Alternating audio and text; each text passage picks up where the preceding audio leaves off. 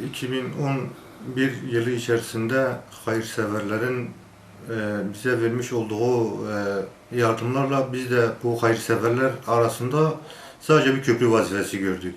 Biz 2011 yılı içerisinde 7.000 civarında aileye gıda yardımı, 5.000 civarında aileye 5.000 civarında kişiyi giydirdik. Evet. 6.000 aileye kırmızı ve beyaz et yardımı yaptık. Evet. Tabii bunun içinde kurban şey de vardır. Hayırseverlerin bize getirmiş olduğu kurban etlerini güzel bir şekilde parçalayıp ondan sonra poşetleyip o şekilde muhtaç insanlara ulaştırdık. Bunu da Umut Kervanı platformu olarak hep birlikte yaptık. Bu Umut Kervanı platformunda şu anda 10 tane derneğimiz vardır. Bu Diyarbakır içerisinde ve çevre köylerde bütün fakirler tespit edilmiş ve bu tespit edilen fakirlerin dernekler bu bize bağlı olan Umut Kervanı'na bağlı olan bu dernekleri Evet. Dernekler aracılığıyla bunlar tespit edilmiş ve biz bunlara bu yardımları onların aracılığıyla ulaştırdık. Evet. Ayrıca biz 100 torba un verdik ve biliyorsunuz büyük bir musibet yaşandı. Bu Van depremi oldu. İşte Van depreminde gerçekten Türkiye genelinde büyük bir özveri ve fedakarlık ile sivil toplum kuruluşları ve ayrıca diğer kuruluşlar güzel bir örnek yardımlaşma ve dayanışma sergilediler.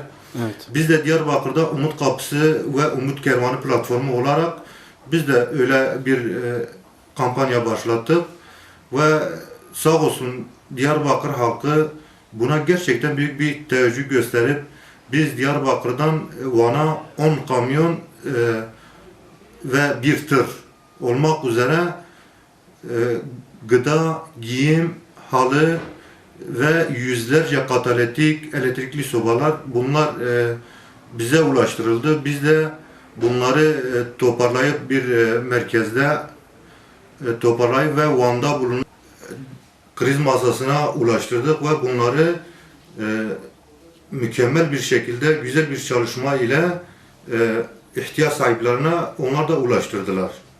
Evet. Peki 2012 yılı için neler söyleyeceksiniz? Bundan sonraki hedefleriniz nelerdir?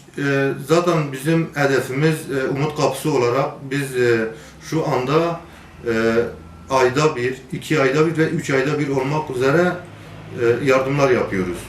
Muhtaç tespit etmiş olduğumuz fakir ailelerin yardım ediyoruz. Biz 2011 yılı içerisinde 600'dü hedefimiz ve biz bunu 550 aileye gıda yardımı her ay düzenli kendilerine birer kart verilip bu kartta ay, gün, saat belirtilip o şekilde gelip gıdalarını aldılar. Bizim bu 2012 hedefimiz ise 1000 ailedir. İşte bizim de tabi dediğimiz şekilde başta hayırseverlerin yapacağı yardımlarla burası dönüyor. Evet. Bu hayırseverlerin yardımları bize ulaştırırsa, bize gönderirlerse biz de tespit etmiş olduğumuz fakir insanlara ulaştıracağız. Şu anda elimizde 10 binlerce tabir edebileceğimiz fakir ve muhtaç insanlar vardır. Bu fakir ve muhtaçların muhakkak ki durumları iyi olan zengin, ondan sonra hayırsever insanların yapacağı yardımlara ihtiyaçları vardır. Ve biz diyoruz ki zaten baştan beri açtığımız zaman bu Umut Kapısı açıldığından beri bizim sloganımız budur. Bir umut da siz olun sloganı ile yola çıktık. Eğer hayır sahipleri işte fakirlere ulaşamıyorsa gelsinler. Biz kendilerine yardımcı olacağız ve birlikte onları alıp birebir dahi fakirlerin evlerine götürüp onların yapacağı yardımları birebir kendi elleriyle dahi teslim etmek isteseler biz ona aracı oluyoruz. Evet. Başka söylemek istediğiniz hayırseverlere? Diyarbakır Umut Kapısı Gıda Bankası olarak bu geçmiş zamanlar içerisinde bize hayırlarını esirgemeyen hayır sahiplerine öncelikle çok teşekkür ediyoruz ve hayırlarının devamını diliyoruz. Bu yapmış oldukları hayırların inşallah ahirette kendi önlerine çıkacağı ve onlara güzel bir amel olarak geri döneceğine inanıyoruz. Allah hepsinden razı olsun.